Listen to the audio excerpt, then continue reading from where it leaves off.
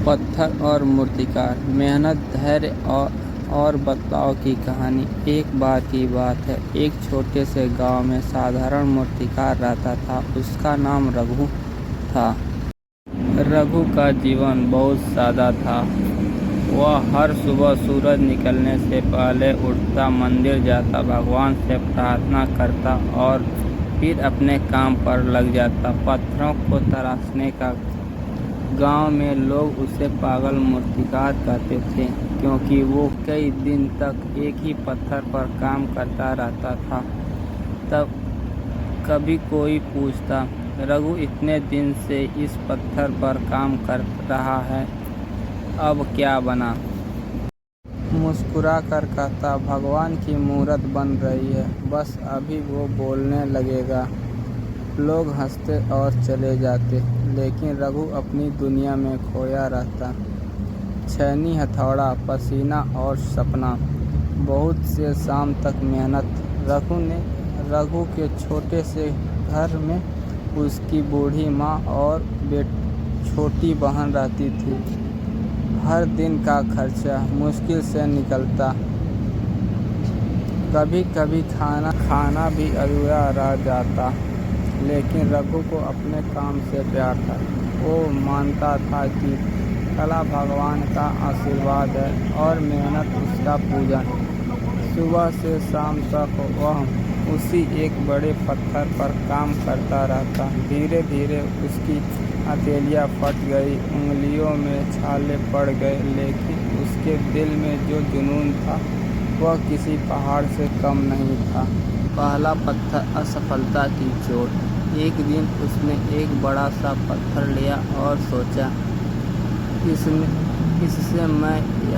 इससे मैं अब तक की सबसे सुंदर मूर्ति बनाऊंगा। दिन रात उसने उस पर मेहनत की।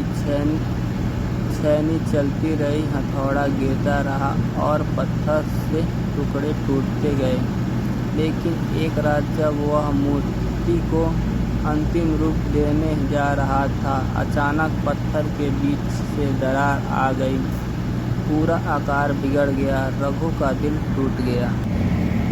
वो पत्थर के पास बैठा, आंखों से आंसू लिए सोचने लगा, शायद मैं मूर्तिकार बनने के लायक नहीं हूँ। लेकिन फिर उसे अपनी माँ की बात याद आई, बेटा, भगवान को भी मूर्ति बनने से पहले चोटें खानी पड़ती हैं। वो उठा, आंसू पोंछे और बोला, शायद ये पत्थर नहीं, मुझे और मजबूत होना था। दूसरा पत्थर, धैर्य की परीक्षा। कुछ दिन बाद रघु को पास के पहाड़ से एक और बड़ा पत्थर मिला। इस बार उसने और भी ध्यान से काम शुरू किया। धीरे धीरे उसने चेहरे की आकृति बनाई, फिर हाथ, फिर पैर। हर बार जब थक जाता तो थोड़ा दूर जाकर मूर्ति को देखता और सोचता, भगवान को इस रूप में देखना कैसा लगेगा। वो पत्थर अब धीरे धीरे जीवंत लगने लगा था। मूर्तिकार का हाथ चलते चलते रुकता नहीं था। गांव के लोग अब भी कहते, रघु फिर पागल हो गया है, इतना समय बर्बाद कर रहा है। लेकिन रघु ने सीखा था कि भीड़ हमेशा शोर करती है, रास्ता नहीं दिखाती। टूटन और आस्था। कई महीने बीत गए। रघु ने मूर्ति लगभग पूरी कर ली थी, अब सिर्फ कुछ अंतिम स्पर्श बाकी थे। एक दिन जब वह मूर्ति के माथे पर आखिरी रेखा बना रहा था, तभी जोर से बिजली कड़की और पास के पेड़ पर गिरी। पेड़ गिरते गिरते मूर्ति पर आ गिरा और मूर्ति पूरी तरह टूट गई। उस क्षण जैसे रघु का संसार ही टूट गया। वो चुपचाप बरसात में बैठा रहा, मिट्टी से सनी मूर्ति को देखता रहा। उसने हथौड़ा नीचे रख दिया और बोला, अब और नहीं, बस बहुत हुआ। उसकी आंखों में आंसू थे, पर मन में तूफान। उसे लगा उसकी मेहनत व्यर्थ चली गई। वो घर चला गया और कई दिनों तक पत्थरों को छुआ तक नहीं। एक साधु से मुलाकात। एक दिन गांव में एक साधु आया। उसने रघु की माँ से कहा, सुना है तुम्हारा बेटा पत्थरों में जान डाल देता है। माँ बोली, हाँ बाबा, लेकिन अब वो हार मान चुका है। साधु रघु के पास गए और बोले, बेटा तूने पत्थर क्यों छोड़ा? रघु ने कहा, क्योंकि मैंने 2 मूर्तियाँ बनाई और दोनों टूट गई। शायद भगवान नहीं चाहते कि मैं उनकी मूर्ति बनाऊं। साधु मुस्कुराए और बोले, क्या तूने देखा जब तू मूर्तियाँ बना रहा था तू खुद कैसे बदल रहा था? रघु चुप हो गया। साधु ने आगे कहा, मूर्तियाँ टूटी पर तेरा मेहनत ने तुझे कलाकार बना दिया। पत्थर टूटे ताकि तेरे अंदर का पत्थर टूटे और इंसान निकले।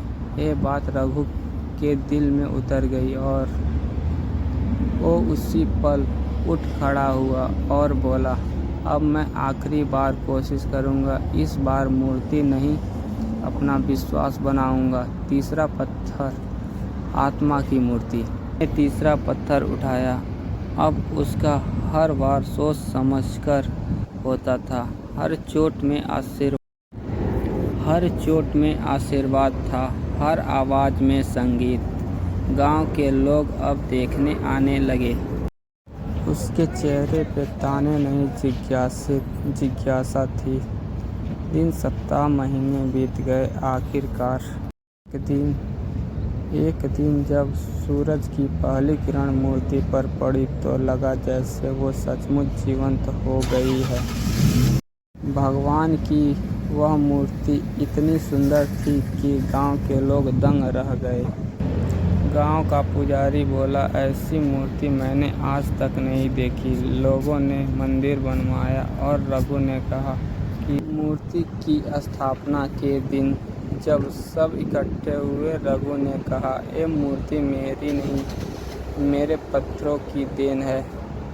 अगर पहले 2 पत्थर नहीं, असफलता ने परिपक्व बनाया और यही सच्ची साधना है, सफलता की चोट। रघु की कहानी गांव भर में फैल गई और लोग कहते, वो मूर्तिकार जिसने पत्थरों को नहीं खुद को ढगा।